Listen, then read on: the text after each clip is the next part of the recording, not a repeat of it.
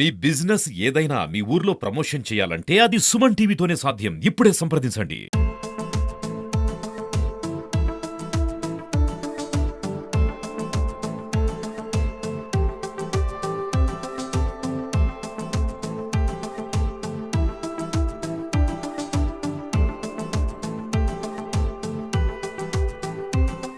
ఎలా ఉంది, మానుకోట ఎలా ఉంది? ఈ రోజులలో ఏప్రిల్లో మేలలో చెరువులు మత్తళ్ళు పోసేది మీరు అందరు చూశారు. నా రైతు సోదరులు అన్నా కొన్ని నీళ్లు ఆపండి, మేము పొలాలు పోసుకుంటామని చెప్పేవాళ్ళు. కానీ ఇట్లా దౌర్భాగ్యమైన పరిస్థితి. ఇవాళ మంచి తాగడానికి మంచి లేక, పశువులకు నీళ్లు లేక చాలా ఇబ్బంది పడుతున్న విషయం మనం అందరం చూస్తున్నాం. కాబట్టి చాలా మంది వ్యక్తులు ఉన్నారు మాట్లాడే వాళ్ళు. మీరందరూ కలిసి కట్టుగా ముందుకు సాగి కవితమ్మను అత్యధిక మెజార్టీతో గెలిపించాలని చెప్పేసి కోరుకుంటూ, మీరందరూ చేతులున్న ప్రతి ఒక్కరు అక్కడ చెట్టు కింద పుట్ట కింద అక్కడ ఉన్న వాళ్ళందరూ కారు గుర్తుకే మన ఓటు అని చెప్పేసి దయచేసి అందరూ పిడికిలు బిగించి చెప్పాలని చెప్పేసి మనం చేస్తున్నాం. జై తెలంగాణ! కారు గుర్తుకే, కారు గుర్తుకే, కేసీఆర్ గారి నాయకత్వం. అట్లనే కేసీఆర్ గారు అక్క కవితక్కను మహబాద్ పార్లమెంట్ లో గెలిపించుకొని రండి అని చెప్పేసి మనందరికీ బాధ్యత చెప్పిండు. మరి ప్రతి నియోజకవర్గంలో కూడా ఇది ఎండాకాలం, మనకందరూ కూడా ఈ మహబాద్ పార్లమెంట్ సెగ్మెంట్లో దాదాపు ఎక్కువ వ్యవసాయం మీద ఆధారపడి ఉండేటువంటి గ్రామాలు ఎక్కువ ఉన్నాయి. ఎక్కువ కూడా అందరూ పొద్దున్నే 100 రోజుల పనికి వెళ్తారు మన ఊర్లలో అందరూ కూడా. ఆ పాయింట్ని దొరకబట్టుకోండి ప్రచారం సమయంలో. అక్కడికి వెళ్ళండి, ఎటువాయే మీ 2500 ఎటువైనాయి అక్క అని చెప్పేసి అడగండి. తులం బంగారం ఎటువైంది అనక్క అని అడగండి. వీటన్నిటికే కదా మాయమాటలు చెప్పే కదా ఓట్లు వేయించుకున్నది వాళ్ళు. మరి ఇవన్నీ ఇవ్వలేదు అక్క, మళ్ళీ మోసపోవద్దు, మన గురించి అడిగేటోళ్ళు ఒకళ్ళు కావాలి కంపల్సరీ, అది కవితక్కే కావాలని చెప్పేసి మీ అందరూ తెలియజేసి కారు గుర్తు కోటేయమని చెప్పేసి చెప్పి కారు గుర్తును గెలిపించుకోవాలి, మన ఆత్మస్థైర్యాన్ని నిలుపుకోవాలని చెప్పేసి ప్రతి ఒక్కరిని పేరు పేరున కోరుకుంటూ జై తెలంగాణ. థ్యాంక్ యూ అమ్మా. చర్చ ప్రారంభమైంది. కాంగ్రెస్ అభ్యర్థి, బీజేపీ అభ్యర్థి, మన అభ్యర్థి ప్రకటించాక కవిత గారి పైన ఏదో చెప్పుకోదగ్గ కంప్లైంట్స్ ఏం కనిపించలే. ఆడ మనిషి తిరిగింది. గతంలో ఎమ్మెల్యేల సుప్రీంగా నడిచిన మన పార్టీలో పెద్ద ఎంపీని ఎవరు తిప్పుకోలేదనేది జగమెరిగిన సత్యం. ఎంపీని పిలిస్తే ఎంత ఇబ్బందులు అయ్యేది, తను తిరిగితే ఎంత కష్టాలు ఉండేదనేది గతంలో ఆమెకున్న ఇబ్బందులు తెలుసు. అది పార్టీ క్యాడర్ అర్థం చేసుకున్నారు, ప్రజలు అర్థం చేసుకున్నారు. రేవంత్ రెడ్డి ముఖ్యమంత్రిగా కేసీఆర్ గారి మీద మాట్లాడుతున్న తీరును ఇవాళ ప్రజలు జీర్ణించుకోవాలి. ముఖ్యంగా మన పార్టీ క్యాడర్కి నచ్చడాలి. నోటి తీటతోటి రేవంత్ రెడ్డి ప్రవర్తిస్తున్న తీరుకి ప్రజలు ఖచ్చితంగా జవాబు చెప్పి తీరుతారు. అందుకని నోరు అదుపులో పెట్టుకోవాలి ఎవరైనా అనేది. దాన్ని మించిన సంకేతం ఇంకోట్లేదు. పార్లమెంట్ ఎన్నికలు ముందు వచ్చినాయి, లేకపోతే మన పార్టీలో రివ్యూ జరిగేది. గెలుపోవటంలో కారణం ఏంది, ఎవరు ఎందుకు ఓడించారు, ఎవరు ఎందుకు గెలిచారు, కథ ఏందనేది చర్చ జరిగేది ఉండే. కానీ వెంటనే పార్లమెంట్ ఎన్నికలు వచ్చినాయి. పార్లమెంట్ ఎన్నికలైనాక ఖచ్చితంగా చర్చ జరుగుద్ది, పార్టీ నిర్మాణం జరుగుద్ది, కార్యకర్తలకు శిక్షణ ఉంటది, ఉద్యమకారులు పార్టీని కాపాడుకుంటేనే ఈ పార్టీ బతుకుద్ది అనేది అర్థమైపోయింది. ఫలితాలతోటి తేలిపోయింది. అందుకని ఈ పార్టీ బతకాలంటే పార్టీ క్యాడర్ బతకాలి, పార్టీని కడుపులో పెట్టుకొని కాపాడుకోవాలి. అప్పుడు మాత్రమే పార్టీ క్యాడరు పార్టీ గుర్తును గెలిపించడానికి పనిచేస్తారనేది గత ఎన్నికలు ప్రూవ్ అయినాయి. కనుక మన వాళ్ళకి అర్థమైంది, కవిత గారి మీద ఎవరు కోపం లేదు, అభ్యర్థి మంచుకున్నది, మన పార్టీ మంచి పనులు చేసింది అనేది అర్థమైంది. బాధ పెట్టిన వాళ్ళు కార్యక్రమం జరిగిపోయింది. ఇక భవిష్యత్తును పార్టీ కాపాడుకోవాలని క్యాడర్ల విశ్వాసం ఉంది. ఆ విశ్వాసానికి అనుగుణంగానే మీరందరూ కూడా ఇలా ఒక్క పిలిపిస్తే అద్భుతంగా వచ్చిండ్రు. ఆ ముఖంలో కళ, ఆనందం చూసి కవిత గారి గెలుపు కోసం అహర్నిశలు కష్టపడి పనిచేస్తామని మనకుంది. వర్గాల విభేదాలు ఏదున్నా పార్లమెంట్ ఎన్నికలైనాక తెలుసుకుందాం. ఈ ఎన్నికల్లో మాత్రం మన అభ్యర్థి కవిత గారిని భారీ మెజార్ తోటి కారు గుర్తు మీద ఓటేసి గెలిపించుకుందాం తెలియజేస్తూ. థ్యాంక్ యూ అన్న. జై తెలంగాణ, కారు గుర్తుకే.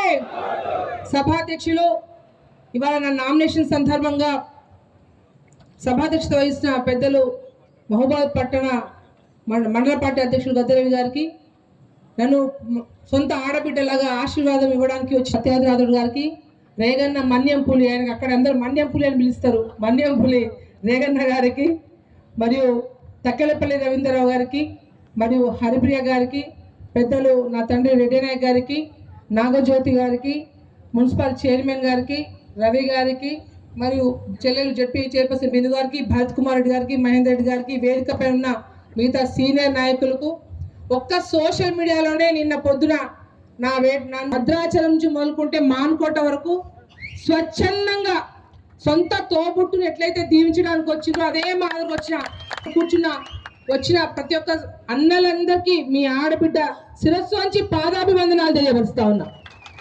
మీడియా మిత్రులు అందరికీ నమస్కారం తెలియపరుస్తా ఉన్నా. చాలా సంతోషం. చాలా ఎండ తీవ్రతగా ఉంది. అసలు వాస్తవంగా నామినేషన్ బ్రహ్మాండంగా పెద్ద ర్యాలీ పెట్టుకుందాం అనుకున్నాం, కానీ ఎండల్లో మిమ్మల్ని కూడా ఇబ్బంది పెట్టొద్దు. 1వ తారీఖు మన కేసీఆర్ సార్ వస్తున్నాడు. ఆ రోజు అందరం కూడా మంచిగా స్వచ్ఛందంగా కూడా ప్రజల్ని, ఆల్రెడీ కేసీఆర్ గారు ఎప్పుడప్పుడు సారే కావాలని అందరూ ఎదురు చూస్తా ఉన్నారు. ఆ రోజు మనం పెద్ద ఎత్తున మంచి కార్యక్రమం చేసుకోవాలి. అవకాశం ఇచ్చినందుకు మరొకసారి మీ ద్వారా శిరస్సు వంచి ధన్యవాదాలు తెలియపరుస్తా ఉన్నా. ఏది ఏమైనప్పటికీ నిజంగా మొన్న ఎలక్షన్స్ లో జనాలు ఒక తీర ఆలోచనతో ఉండే, ఓ మార్పు అనే ఆలోచన ఉండే.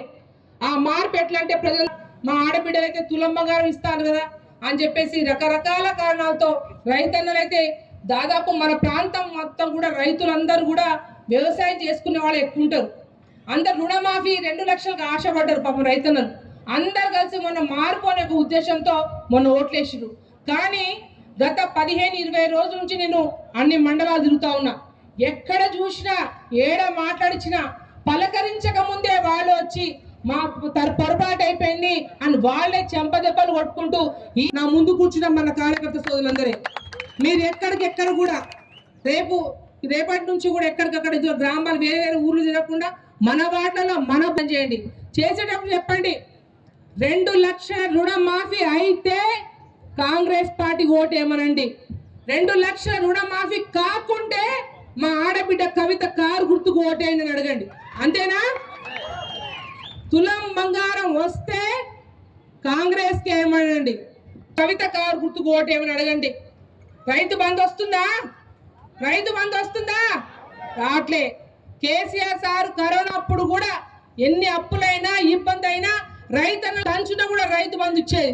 2001లో ఇక్కడ ఉన్నటువంటి వాళ్ళు కొంతమంది ఉన్నారు. ఉద్యమం స్టార్ట్ చేసి కేసీఆర్ గారు 2014లో తెలంగాణను సాధించుకున్న తర్వాత ముందు తెలంగాణ ఎట్లా ఉండే, ఇప్పుడు 10 ఏళ్ల పరిపాలన తెలంగాణ ఎట్లా ఉండే ఒకటే కంపారిజన్ చేసుకోవాలి మనం. ఈ రాష్ట్రం మొత్తంలో కూడా 10 సంవత్సరాల పాలనలో ఒక్క సంవత్సరం కూడా కరువు కాటకాలు తెలియకుండా ప్రతి సంవత్సరం కూడా విపరీతమైన పంటలు పండాయి. మే, జూన్లో, ఏప్రిల్, మేలో మండుటెండల్లో కూడా ప్రతి చెరువు నిండు మత్తళ్ళు కేసీఆర్ గారు ఇచ్చారు రైతు బంధు. కానీ భారతదేశంలో ఏ పార్టీ అయినా ఏ రాష్ట్రంలో అయినా రైతు బంధు లేనే లేదు. 10,000 రూపాయలు ఇచ్చారు, రైతు బీమా ఇచ్చారు, పెన్షన్లు ఇచ్చారు, ఆరోగ్యశ్రీ ఇచ్చారు, కళ్యాణ లక్ష్మి ఇచ్చారు. బీఆర్ఎస్ పార్టీ ప్రభుత్వం రాకముందుకు 30 లక్షల టన్నుల ధాన్యం మాత్రమే పండేది. బీఆర్ఎస్ పార్టీ అధికారంలోకి వచ్చినాక, కేసీఆర్ గారు అధికారంలోకి వచ్చినాక 3 కోట్ల టన్నుల ధాన్యం పండించారు కేసీఆర్ గారు. దేశంలోనే 2వ స్థానం పంజాబ్ తర్వాత తెలంగాణ వచ్చింది. కేంద్ర మంత్రులను ధాన్యం కొనమని అడిగితే ఇంత ధాన్యం ఎక్కడి నుంచి వస్తుందని నిలదీసే పరిస్థితి వచ్చింది. అలాంటి పరిస్థితి కేసీఆర్ గారు రైతుల కోసమే, రైతుల పక్షపాతి కాబట్టే కాళేశ్వరం ప్రాజెక్టు కట్టి 600 మీటర్ల అడుగులున్న నీళ్లను తెచ్చి తెలంగాణ మొత్తం సస్యశ్యామలం చేశారు. ఇవన్నీ కూడా ఎట్లా వస్తున్నాయి?